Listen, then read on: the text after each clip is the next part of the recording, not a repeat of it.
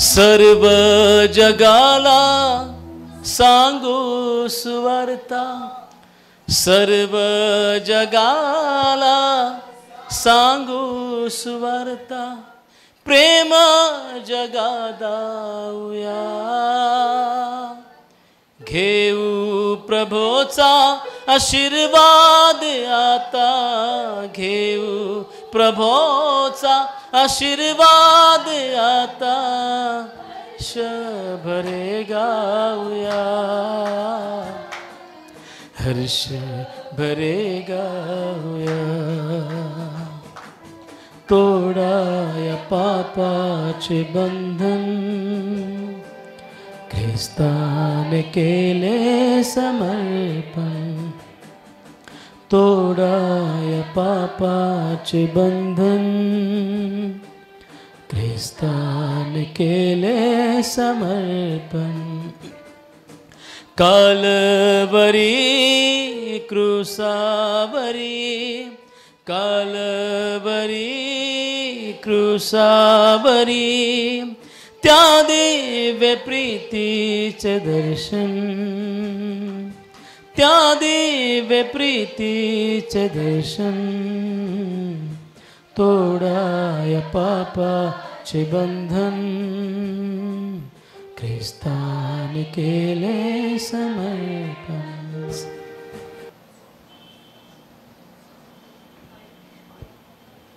त्याला धरा, डायरेक्ट गाडी सरळ येते.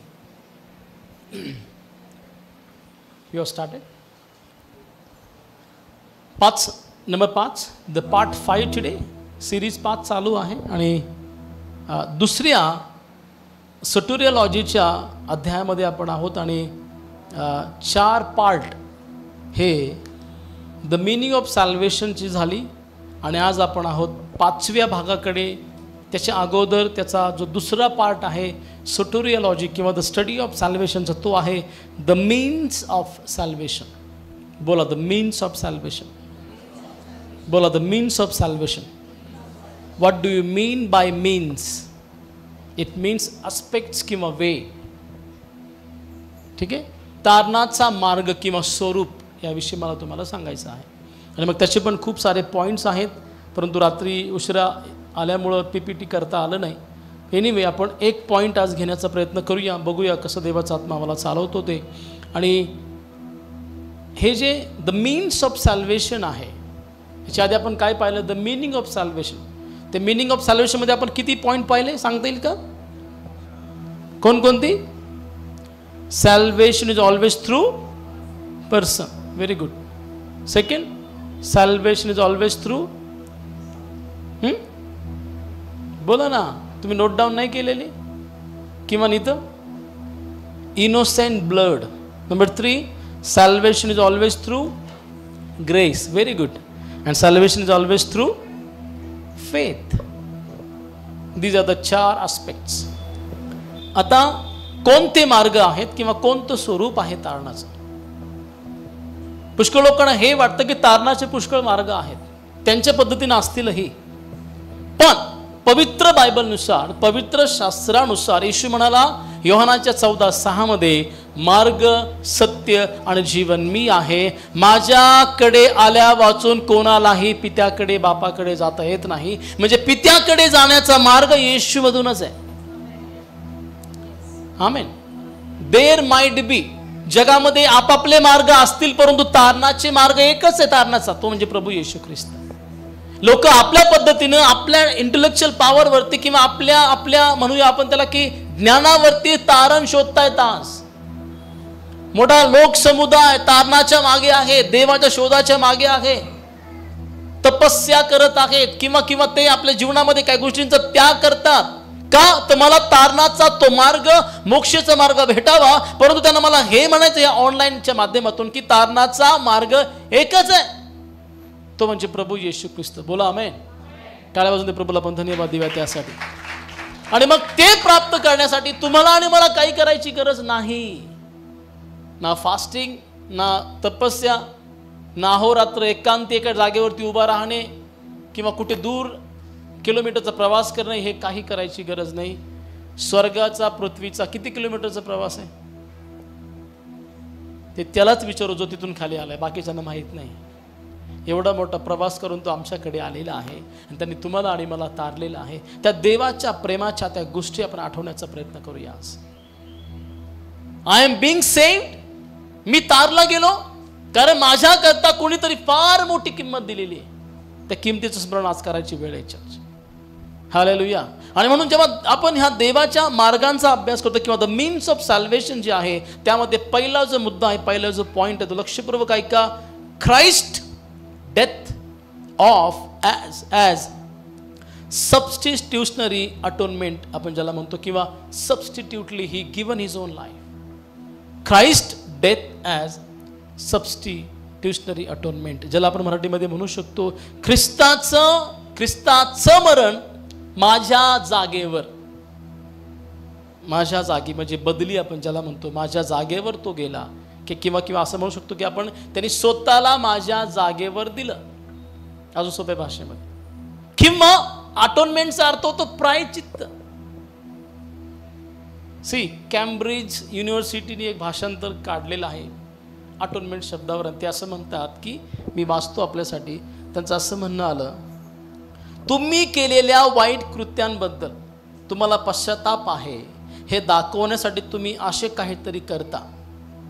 असे म्हणजे फॉर एक्झाम्पल एखाद्या व्यक्तीला हे कळालं की मी गुन्हेगार आहे, तो काय करतो का त्या गुन्ह्यातून सुटका प्राप्त होण्यासाठी आपल्या परी प्रयत्न करतो. किंवा तुमचं कॉन्शियस, वचनामध्ये म्हटले जेव्हा उधळ्या पुत्राला हे कळालं की माझ्या बापाच्या घरी राहणाऱ्या लोकांना खान पाण्याची रेलचेल आहे, परंतु वचनामध्ये त्याच्या आधी असं म्हणतं की तो शुद्धीवर आला. म्हणजे एखादा गुन्हेगार शुद्धीवर येणं गरजेचं आहे. ही or she has to come to the conscious that they have committed something very wrong. तो अर्थ होतो कॅम्ब्रिज त्या युनिव्हर्सिटीने काढलेला त्या शब्दाचा अटोनमेंट, प्रायचित्त.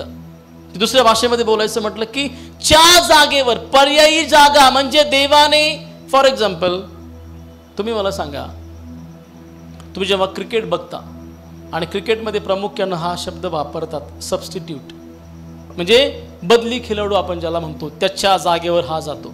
बरं, हा खेळाडू बदलला कधी जातो? बरं, समजा एखादा क्रिकेटर खेळत आहे आणि त्याला खेळता खेळता इंजुरी झाली, त्याच्या जागी मग दुसरा आणला जातो, बरोबर का? आता ह्याला तसं विचार करायचा प्रयत्न माझ्या संगती करा. तुम्ही काय इंजुरी केली होती? तुम्ही इंजुर्ड झालात का तुम्ही इंजुरी केली ऑलरेडी ख्रिस्ताला? कसा शब्द वापरला गेलाय बघा. हा म्हणजे नियमाप्रमाणे हा क्रिकेटचा शब्द जो मी इथे वापरलेला आहे की एखादा खेळाडू जर जखमी झाला तर त्याच्या बदल्यामध्ये दुसरा खेळाडू आणला जातो. परंतु तुम्ही आणि मी असं काय केलं की आम्ही जखमी झालो? आम्ही तर जखमा दिल्या, आम्ही जखमी नाही झालो. Are you with me church? आम्ही जखमा दिल्या, आम्ही अर्थात त्याला जखमी केलेलं आहे, आम्ही जखमी नव्हतो. We were just living in that particular scenario of sinfulness. पण वचनामध्ये म्हटले की आम्हाला त्या ख्रिस्ताने त्या जर आपण त्याचं अजून पुढे जर गेलो तर Christ died in a place of Sinners and paid all the penalty. Let me tell you this one is very very clear. All the penalty, बोला ऑल द पेनल्टी. सर्व खंडणी त्यांनी भरली. म्हणजे किंमत जी आहे ना ती सगळी दिली, थोडी दिली असं नाही, उद्या देतो बाकीची, आज थोडी घ्या असं नाही. ऑल पेड, बोला ऑल पेड. वाचूया आपण प्लीज. लेवीच्या पुस्तकात थोडंसं या. लेवी 1 पासून पुढे वाच. Just go ahead. Book of Leviticus 4:1-7. Go. परमेश्वर मोशेला म्हणाला, इस्रायल लोकांना असे सांग, परमेश्वराने निश्चित ठरवलेल्या कृत्यांपैकी एखादे कृत्य चुकून केल्याने कोणाकडून पाप घडले. काय केल्याने? कसं केल्याने पाप? माझ्याकडे बघा ना सगळं 2 मिनिटासाठी. कसं पाप म्हटले? असं कधी होतं का? चुकून कधी कोणाकडून पाप होतं का? मग कसं होतं? हात वर करा ज्यांच्याकडून चुकून पाप होतं. किंवा छोटे छोटे पिल्लं तरी आहेत का? बळच चावती राहिला कडकडून, तिने काही दिलं नाही तर. Is it by mistake? No, knowingly we do. चुकून होत नाही तर जाणून बुजून. परंतु पुढे काय म्हटले बघा, म्हणजे लोकांवर दोष येईल अशा प्रकारचे पाप जर अभिषिक्त याजकाने केले तर त्याने आपल्या पातकाबद्दल पाप बळी म्हणून एक दोषही गोरा. बघा आता इथे याजकांना ताकीद आहे. याजक म्हणजे कोण? हा आंटी बोला ना, याजक म्हणजे कोण? दादा सी वी आर स्टडिंग ना, आपण क्लासमध्ये आहोत. बोला ना, याजक म्हणजे कोण? मुरे आंटी माझ्याकडे बोट करताय मी हे. आणि पेत्रामध्ये म्हटल्याप्रमाणे कोण कोण याजक आहेत? मग करा स्वतःकडे बोट. याजक म्हणजे कोण? We all are priest, right? याजकाने जर पाप केलं तर त्याच्या प्रायचित्ताबद्दल म्हणजेच अटोनमेंट काय घ्यावा? कोकरा. काय घ्यावा म्हटले? हा, गोरा. दोषहीन गोरा बर का, दोष असलेला नाही. आता हा दोषहीन गोरा शोधायचा कुठे? थोडं ह्या गोष्टी खूप डीप आहेत, परंतु तुम्हाला तेवढं डीप जायचं नाही. शॉर्टली मी तुम्हाला सांगण्याचा प्रयत्न करत आहे. देवाने हा नियम दिला जुन्या करारात, जर एखाद्या अभिषिक्त सेवकाने किंवा एखाद्या व्यक्तीने जो ख्रिस्ताला ग्रहण करणार आहे किंवा देवाच्या मागे चालणार आहे त्यांच्याकडनं जर गुन्हा घडतो, त्यांनी दोषहीन गोरा घ्यावा. परमेश्वराला अर्पावा.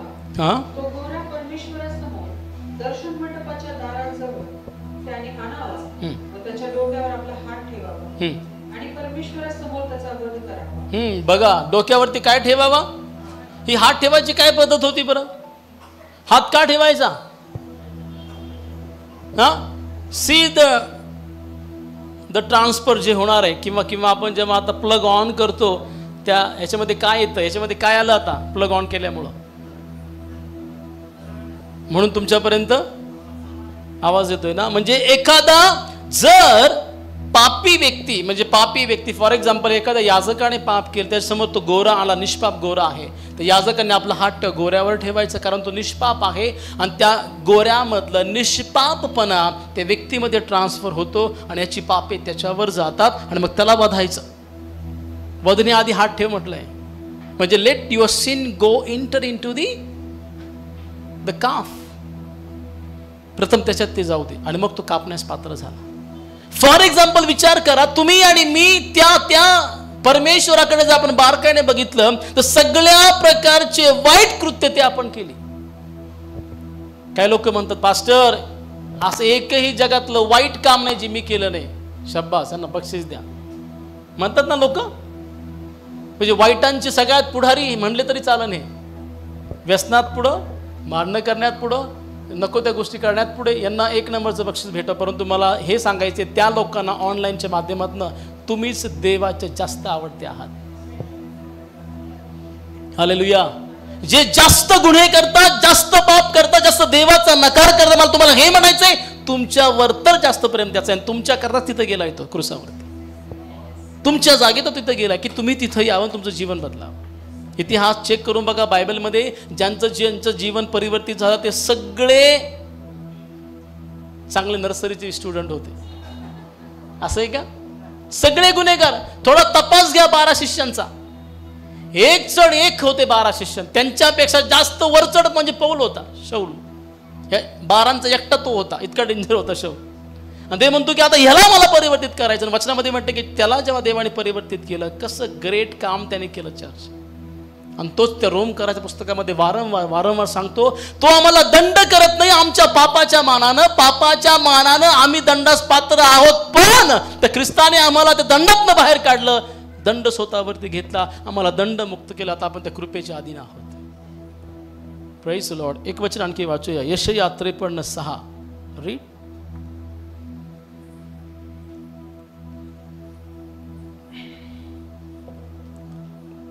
Thank you Jesus. आम्ही सर्व मेंढरांप्रमाणे बहकून गेलो होतो.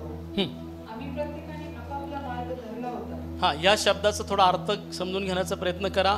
आम्ही सगळ्यांनी आपापला मार्ग. तरी त्याच्या आधी म्हटले बहुगुण गेले होते. कस काय? अहो, मेंढर फार शान येत आजकालची. मी मेंढराविषयी बोलतो, तुमच्याविषयी बोलत नाही.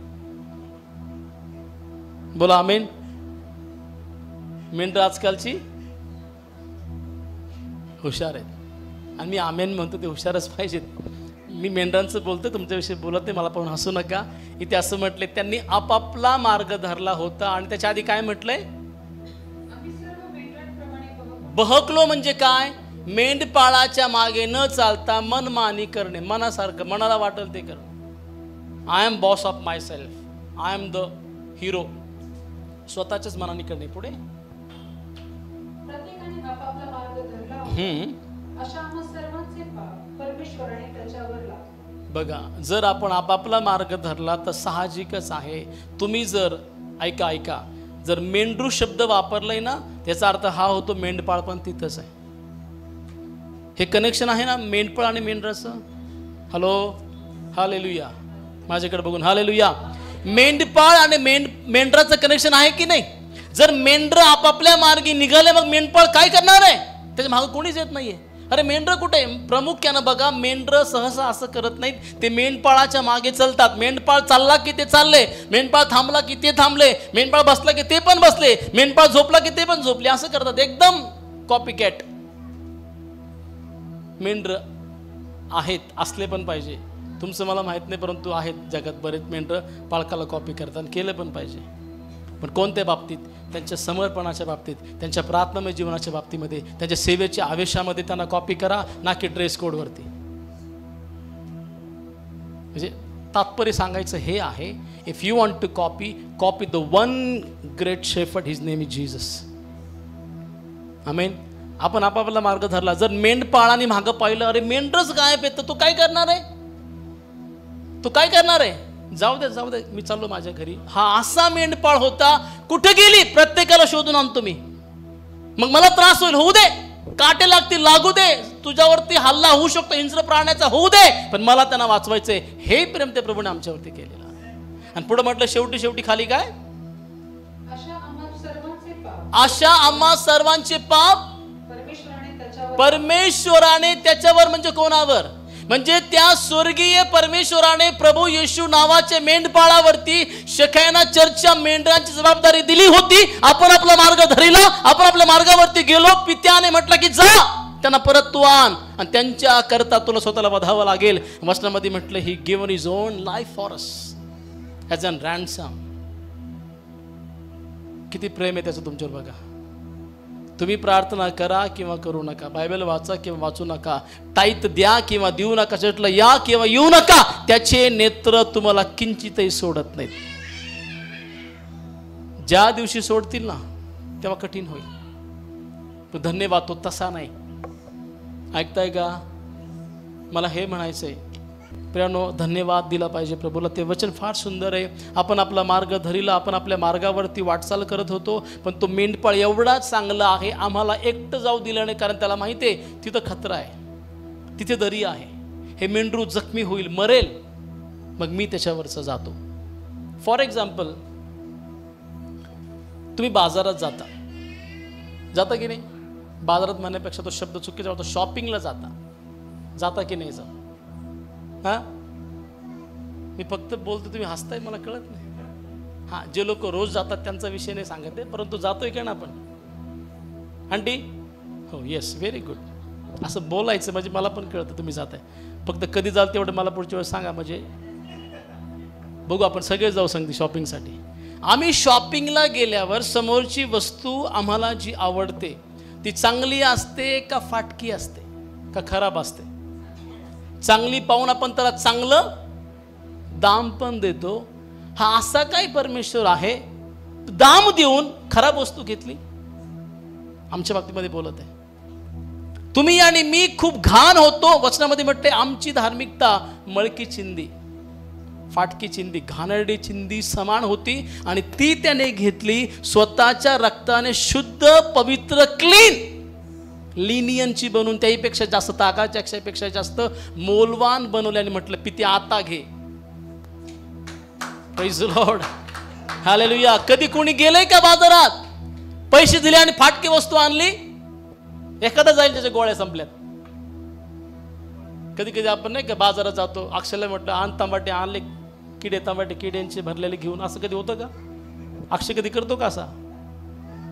ती विचारात पडली, काय सांगू. तीच मला म्हटली होती भाजी खराब आणली म्हणून विचारत आहे. असं कधीच होत नाही. पैसे देऊन आपण रॉंग वस्तू आणतो. देवाच्या बाबतीत त्याने पैसे नव्हे हो. I am not talking about the paying payment. येशू ख्रिस्ताने खंडणी म्हणून स्वतःचं रक्त दिलं आणि आम्हा घाणेरड्या लोकांना उचललं, स्वतःच्या रक्ताने धुतलं, शुद्ध केलं. आता पित्याच्या उजवीकडे विराजमान केलं आणि काय म्हटलं, हे पित्या ह्यांना बघ पण माझ्यामधून बघ, म्हणजे ते तुला पवित्र दिसते. बघा आज पण पिता आमच्याकडे बघतो ना, तेव्हा तो आमच्याकडे डायरेक्ट बघत नाही. He look at us through Jesus, कारण that is the righteousness of God for us. Hallelujah. जोरात म्हणले पाहिजे तुम्ही हालेलुया. आणखी एक वचन वाचताय मत्ते 20:28. बघा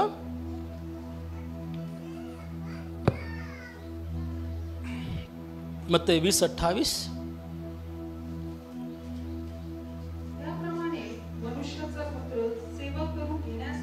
याप्रमाणे मनुष्याचा पुत्र प्रभू येशू ख्रिस्त हा सेवा करून घेण्यास व काय म्हटलंय, हा तर सेवा करण्यास व पुष्कळांच्या खंडणीसाठी आपला प्राण अर्पण करण्यास आला आहे. Praise the Lord. ते वचन किती सुंदर आहे. याप्रमाणे मनुष्याचा पुत्र, कंसात म्हणा येशू, सेवा करून घेण्यास आलाय का? त्याला सेवा करायला करून घ्यायला आवडते का? Hello, he is not boss. Boss सेवा करून घेतो. मोठा पदाधिकारीकडे खूप सारे नौकर असतात. हे आण रे, हे ते आण रे, हे ते कर रे, ते कर रे. माझा प्रभू स्वतः करत होता आणि एक उदाहरण सेट करत होता. ऐकताय मला? येशू आलाच होता सेवा करण्याकरता, ना की सेवा करून घेण्याकरता. वाचनामध्ये असं म्हटलंय की सेवा करण्यास पुष्कळांकरिता खंडणी, आणि खंडणीच मला तुम्हाला म्हणायचं the penalty. He gave his own blood as a penalty to father. म्हणजे पित्याला त्याने त्याचा मोल दिला, दाम चुकवला आणि काय म्हटलं, आता पुष्कळ जण, म्हणजे मी म्हणतो आज जगाच्या पातळीवरती 850 अरब लोक राहतात, त्या सगळ्यांकरता येशूने रक्त खंडन दाखल दिलं आहे. त्यासाठी गुड न्यूज आहे आज या वचनाच्या माध्यमातून, you are set free from all the clutches of sin in your life. Amen. 1 पेत्र 3:18. 1 पेत्र 3:18 वाचूया.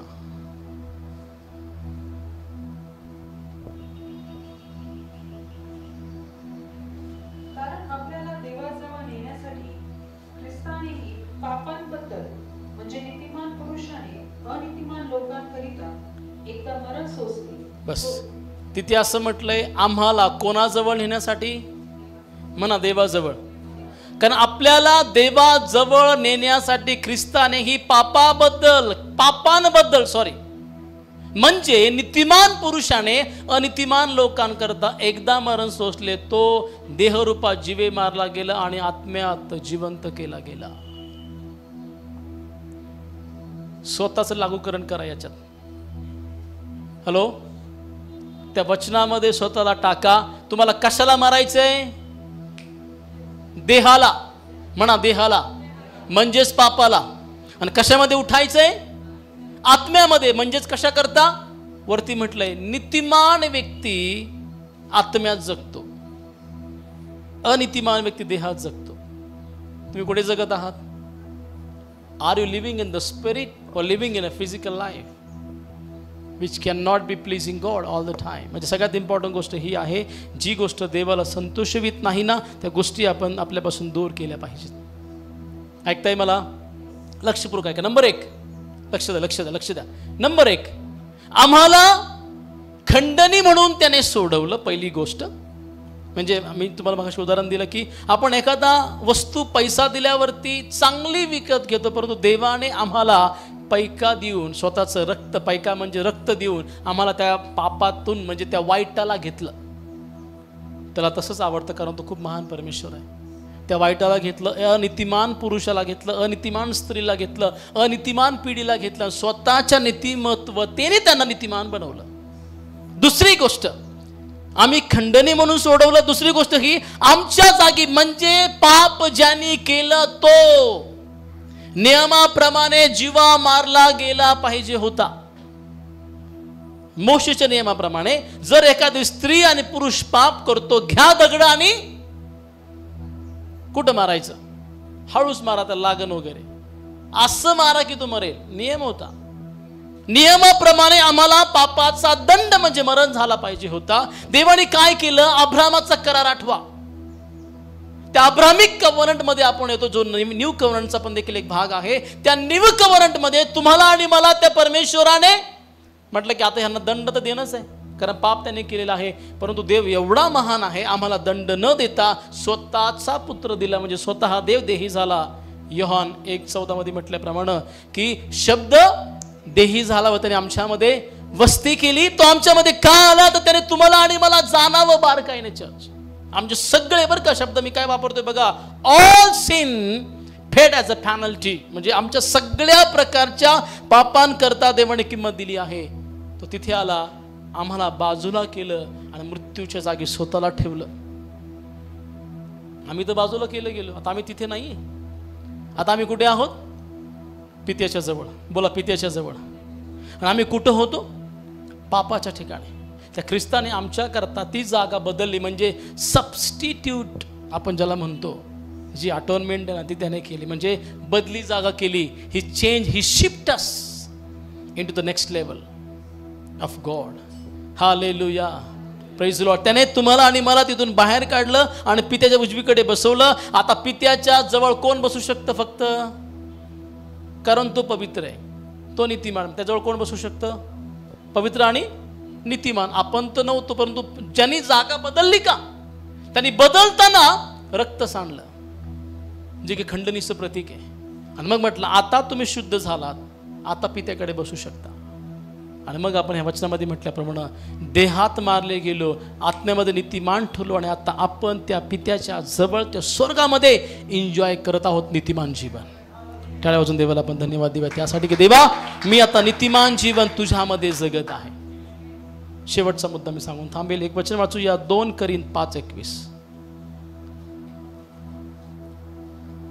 2 करीन 5:21 वाचा.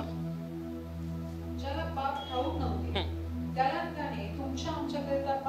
ज्याला पाप ठाऊक नव्हते त्याला त्याने तुमच्या आमच्या, त्याने म्हणजे पित्याने पुत्राला आमच्या करता पाप केले. अशासाठी की आपण त्याच्या ठाई देवाचे नीतिमत्व असावे. ठाई शब्दाचा अर्थ काय? मध्ये. नीतिमत्वता कोणामध्ये आहे? पित्यामध्ये. ती पुत्रात आली. खंडनी म्हणून आम्हाला सोडवलं, यामुळं ती नीतिमत्वता कुठं आली? आमच्या ठाई आली. म्हणजे आता आपण कुठे आहोत? पित्याच्या मध्ये. बोला ना आमेन. आम्ही पित्याच्या ठाई आहोत. पिता आमच्यामध्ये, पुत्र आमच्यामध्ये, आत्मा आमच्यामध्ये. We are righteous generation. आपण आता एक धार्मिक पिढी आहोत, आपण साधे लोक नाही आज. पण आम्हाला हे समजावं त्याच्या आधी की somebody, not someone, his name is Christ Jesus. कोणीतरी, केव्हा तरी नाही, त्याचं नाव प्रभू येशू आहे. त्याने आमच्या करता बदली होऊन गेला. आमची जागा त्याने घेतली, आम्हाला बाजूला केलं, स्वतःच्या रक्ताने धुतलं, शुद्ध केलं, पवित्र केलं. म्हणजे जशी पित्याची अपेक्षा आहे ना, त्याच्या ठाई देवाचं नीतिमत्व आहे. And that righteousness dwell in me. बोला in me. बोला माझ्यामध्ये नीतिमत्वता आहे. पिता माझ्यामध्ये आहे. म्हणा सगळे, पुत्र माझ्यामध्ये आहे, पवित्र आत्मा माझ्यामध्ये आहे. आमेन. So who am I then? I am a righteous generation. मी एक नीतिमान पिढी आहे, लक्षात ठेवा. परंतु त्याकरता खूप मोठी किंमत माझ्या प्रभूने दिली आहे. त्या प्रभूसाठी जोरात टाळी झाली पाहिजे. आणि ह्या पहिला जो पॉईंट आहे, the Christ death as substitutionary atonement, ज्यामध्ये आम्ही शिकलो की Christ die in the place of the sinner आणि paid all the penalty for me and I am no more sinner now. आता मी पापी राहिलो नाही. आता मी पापी नाही. हॅलो, आता मी गुन्हेगार नाही. आता मी ख्रिस्ताच्याद्वारे पित्यामध्ये कोण आहे? नीतिमान आहे. आणि किती आनंदाची बाब आहे ना, मी स्वर्गामध्ये बसतो. म्हणा मी स्वर्गात बसतो. म्हणा मी स्वर्गाच्या सिंहासनावरती बसतो. मी पित्याच्या जवळ बसतो. बोलत राहा, माझ्यासमोर स्वर्गदूत आहेत जी माझी 24 तास सेवा करतात.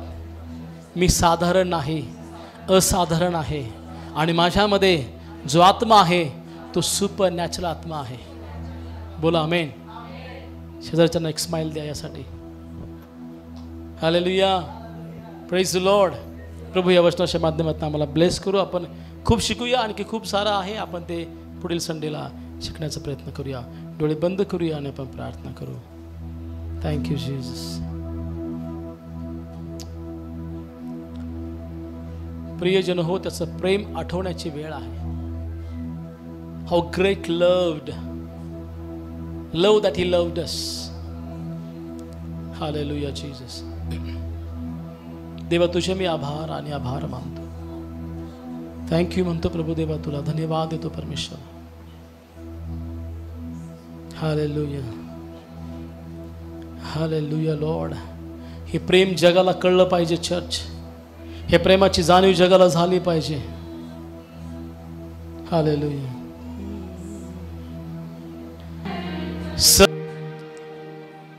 देवा तुझ्या समर्पणाबद्दल, बलिदानाबद्दल आम्ही तुझे खूप आभार मानतो.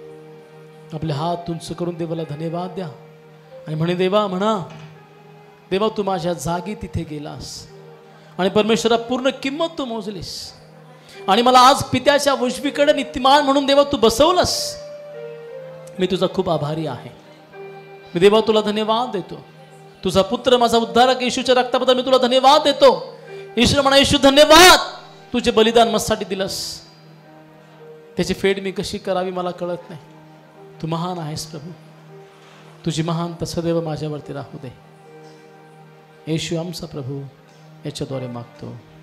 आमेन, आमेन. Thank you for watching this broadcast. If you have been blessed by this message, we encourage you to donate for this ministry.